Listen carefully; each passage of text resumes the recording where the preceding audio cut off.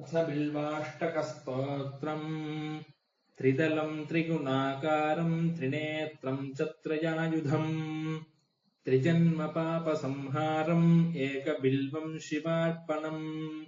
त्रिशाखैर्बिल्वपत्रैश्च ह्यच्छिद्रैः कोमलैः शुभैः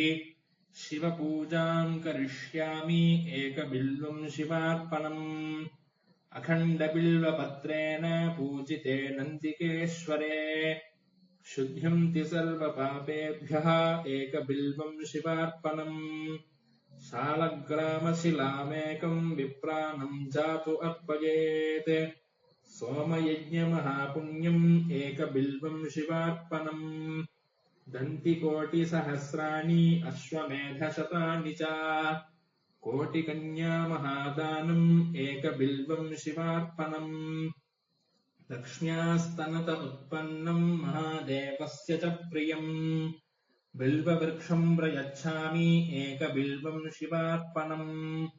दर्शनम् बिल्ववृक्षस्य स्पर्शनम् पापनाशनम् अघोरपापसंहारम् एकबिल्वम् शिवार्पणम् काशीक्षेत्रनिवासम् च कालभैरवदर्शनम् प्रयागमाधनम् दृष्ट्वा एकबिल्वम् शिवार्पणम् मूलतो ब्रह्मरूपाय मध्यतो विष्णुरूपिणे अग्रतः शिवरूपाय एकबिल्वम् शिवार्पणम् बिल्वाष्टकमिदम् पुण्यम् यः पठेच्छिवसन्निधौ सर्वपापविनिर्मुक्तः शिवलोकमवाप्नुयात्।